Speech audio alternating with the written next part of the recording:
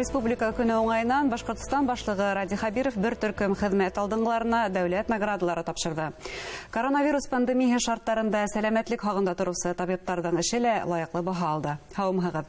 Эфирда интервью тапшыруы студияда Гөлсемә Иштанова. Программабызның кунагы 2нче ханлы Республика клиник дәваханаһының баш табибы урынбасары, Пирогов ордены кавалеры Рошания Аллаерова. Һаумыгыз. Хәерле көн. Рошания Музафаровна, һеҙҙе ихлас күңелдән ошондай лаеклы баһа алыуығыз менән ҡотлайбыҙ. Бына был көндөң тәэсираттары ниндәй булды? Был көннең тәэсиратлары бик ныҡ дулҡынланған көн булды. Шул ҡәҙәрле ғорурлыҡлы награда алырға туры килде. Был награда безнең бөтөн коллективның эше, башланган яңы коронавирусның инфекцияның безнең ул вакытта, белмәгән вакытта без шул кадәрле мобилизироваться иттек. Бүтән табиблар, медсестралар, санитаркалар без шул кадәрле матур итеп уңган итеп тырыштык пациентларыбызның гомерен коткарырга, белмәгән ширне лечить итәргә, профилактика эшләргә. Ниләре вопрослары күп булды ул вакытта. Шул вопросларны без җиңеп чыктык. Аллага шөкер, күп пациентларыбыз исән калды, сау калды. Вакытлар был һеҙҙең хеҙмәттәштәрегеҙҙең бергә алган баһаһы дип иҫәпләйһегеҙ, димәк. Иң беренче шулай гына дип уйлыйбыз. Был Пирогов ордены, тамашасыларға әйҙәгеҙ күрһәтәйек. Ул бит Рәсәйҙәге медицина хеҙмәткәрҙәренең иң юғары баһаһы дип әйтергә кәрәк. Шулай да инде. Шулай, әлбиттә шулай. Пирогов ордены килеп былтыр 2020 елына гына булдырылды. Ул орден биргән кешеләргә чрезвычайная ситуацияда, инфекционный болезньларны эшләгән вакытта, кешеләрнең гомерләрен коткарган вакытта, үзләрен жәлләмәгән вакытта, кергән вакытлар кешеләргә генә ғорурлыклы шул орден белән баһаланалар. Шул вакытта мин дә уйлыйм үземне, безнең үзебезнең коллективны, бүтән врачларны, медсестраларны, алар шул вакытта на передовую выходили. Үзләре курыкмадылар, үзләренең гомерләрен курыкмадылар, үзләренең саулыкларын курыкмадык. Без бардык леченияларга аларның. Әйткәндә, бына республикала бернисә табиб ошо югары баһага лайык булды. Һәм кемдә генә үҙебеҙҙең студияға саҡырһаҡ та, улар бына ихлас күңелдән, был минең өсөн генә түгел, был бөтөн хеҙмәттәштәребеҙҙең, медицина хеҙмәткәрҙәренең хеҙмәтен баһалау дип белдерәләр. Рошания Музафаровна, бына шундай изге һөнәр эйәһеһеҙ, табиб, был һөнәрҙе нисек һайланыгыҙ? Бұл һөнәрне мин бәлки чактан ук уйладым. Бәлки чакта булганда без яшәйдек авылда, шунда килде вертолет. Коткарырга, безнең бер коткарырга бер ирне. Шул вакытта райондан калды. Ул Карайдыр районы иде. Шунда килде вертолет, килеп төштө. Шул вакытта коткарып алып киттеләр шул ирне. И шул ир кайтты обратно ауылга безнең исән сау. Шул вакытта мин үземә әйттем, только табиб булам дидем. Ягъни бала күңеленә бына ошо вертолет менән килеп төшкән ак халатлы табиблар шул тиклем тәрән эт калдырган. Шунда бөтен гомеремне, бөтен профессия булган профессияны эшләделәр инде. Рошания Музафаровна, шулай итеп, бына шундай матур изге һөнәргә укып сыкканһыгыз, максатыгызга өлгәшү авыр булдымы? Әлбиттә юк, авыр булмады. Авырлык булды, авырлыкларны җиңеп бардык.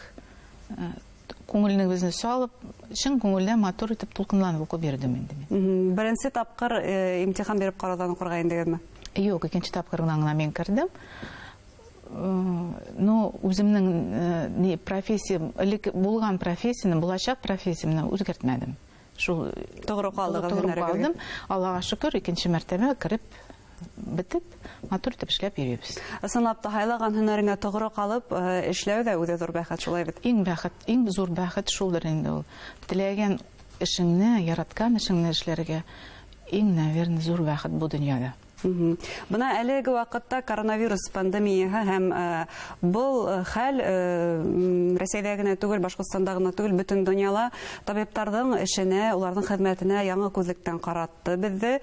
Ихтирам һәм игътибар артты дип әйтергә мөмкин. Ә бына табиблар үзләренең һөнәренә ничек карый хәзер? Караш үзгәрдеме? Карашыбыз бик үзгәрмәде. Без һаман да шулай ук эшлибез, пациентларны тере калдырырга, лечить итәргә, профилактика заниматься итәргә. Ну, кайсы вакытта, менә былтыргы елларны, 20-нче елларны башлаган вакытта, булды шундый моментлар, кайсы табиблар, медсестралар, алар эшләрен ташлап киттеләр. Алар әз булды. Без менә калган врачлар эшләп йөрдек чын күңелдән инде. Яңа шир килгәндә, ул пандемия килде бөтен мирга. Шул вакытта килгәндә безгә эшләргә туры килде яңа условияларда. Условиялар тиз генә борылды, күп табиблар бер генә кеше карамады, сразу же, күп кеше карадык. Кирәк вакытны күп итеп вакыт без үткәрә бирмәдек безнең пациентларга. Кайсы вакытта пациентлар әйтеште дә бит инде. Но тырыштык эшләргә, максималь кешеләргә ярдәм итәргә. Ярдәм иткәннең без күрдек результатын. Аллага шөкер, күрәбез результатын. Результат бик әйбәт булды. Кешеләр безне табибларны күтәрә башладылар. Безгә рәхмәт әйтәләр килеп. Рәхмәт әйткән вакытларында алар сөйлиләр үзләренең ширләрен, ничек үткәннәр, ничек реабилитациягә чыкканнар. Шу коронавирус беренче менә признаклар әйткән вакытта безнең пациентлар әйтәләр, наступает анасмия, то есть алар исне нитмиләр, иснәмиләр, хәтерле югалталар. Шул вакытта коронавирус иң беренче нервный системага бирә. Нервный клеткаларга бирә. Шуңа күрә кешеләрнең башлары авырта башлый, башлары шаулый, колаклары шаулый, давлениялар күтәрә. Шуңа күрә и менә шир үткәч тә аларның этап реабилитация вакытында күп эземтәләре кала димәк. Эземтәләре кала. И кирәк максимально бирергә игътибар именно ширләргә, нервный ширләргә. Аларны реабилитация үткәрергә. Неврологларга барырга, неврологлар лечение назначать иткәнне полностью үтәргә кирәк. Менә даже коронавирус белән чирләгән безнең пациентларны, аларга лечениене расписывать итәсең, алар шул расписаниене тыңласалар, полностью выполнять иткән вакытта, шул вакытта алар төзәлеп чыгалар. Менә кемнәр ышанмый шул чиргә.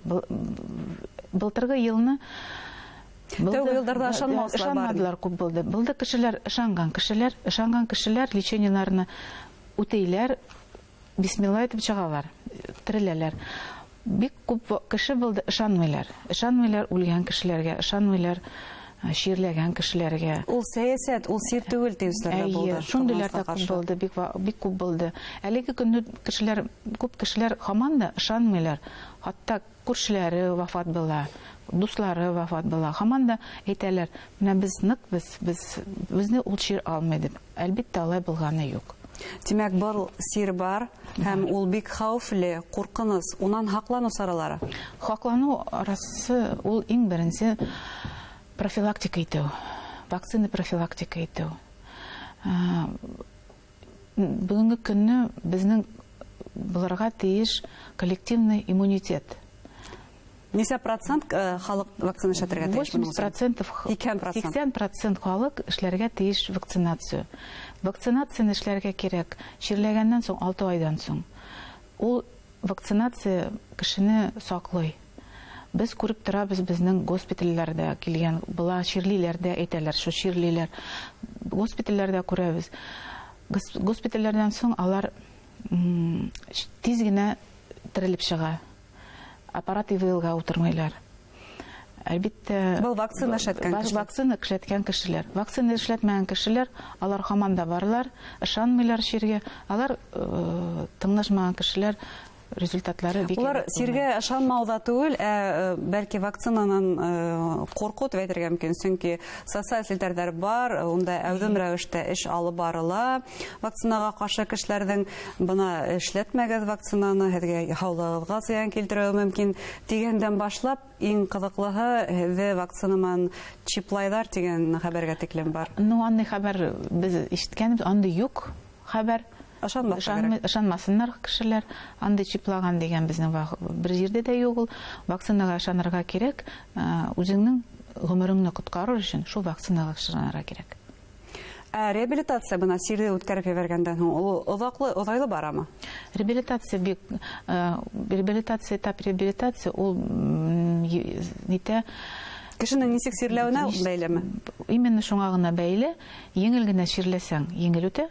Нык ширләсәң, процент поражений күп булса, конечно, анда озаграк реабилитация кирәк. Реабилитацияны әйткән врачларның әйткән назначениеларына весь үтәргә кирәк, шул вакытта этап реабилитация әйбәт үтә ул.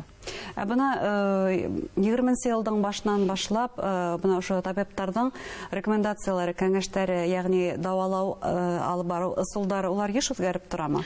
Бер ел буена үзгәреп торды инде ул, үзгәрә. Без наук яңгы шир булгач исследованиеларда күп була. Яңгы штамнары чыгып тора. Яңгы штамнары чыгып тора, яңгы модификациялары чыгып тора, яңгы сопутствующие заболеваниялары килеп чыга, кешенең менә без элемтәләре бар. Шуңа күрә шуның өчен әлбәттә яңгы методический рекомендациялар чыгып тора. Методический рекомендация по опыту. Тәҗрибә буенча, дәвалау тәҗрибәһе буенча. Ягъни табиптар сирдә дәвалау өчен барыһын да эшләй, бары тик пациентларга үзләрен хакларга дип кәңәш бирәһегездер. Иң беренче үзегезне сакларга кирәк. Пациентлар үзләрен саклап йөрергә тиешләр. Социальная дистанция обязательно буларга тиеш кешеләрнең. Бер масочный режим битлек турында онытмаска кирәк аны. Вакцинация иткән кеше дә шуны эшләргә тиеш, социальная дистанция и масочный битлек. Хатта мөгаен айрым өстәргәлә кирәктер, вакцина эшләткән кеше тәүге мәлдәрдә айрысы хакланырга тиеш дип. Иң беренче вакцина эшләгән соңнан соң 10 көн, 7 көн обязательно үзеңне сакларга кирәк. Салкын тиюдән сакларга кирәк. Аралашырга кешеләр белән, ширле кешеләр белән сакларга кирәк. Шул вакытта гына иммунитет формируется нык инде. Сиргә каршылык туа, димәк. Әйе. Шулай итеп, тамашачыларга һездән тагыла нинди теләктәр булыр?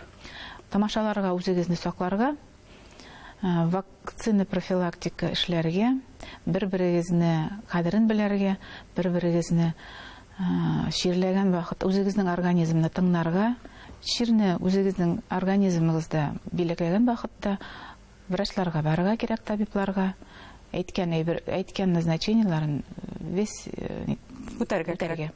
Рошания Музафаровна, һеҙгә зур рәхмәт кәңәштәрегеҙ өсөн. Һеҙгә эшегеҙҙә артабан да һөнәри уңыштар теләйбеҙ. Рәхмәт. Хөрмәтле тамашасылар, безнең студияла 2 һанлы Республика клиник дәваханаһының баш табибы урынбасары, Пирогов ордены кавалеры Рошания Аллаярова булды. Һау сәламәт булыгыз.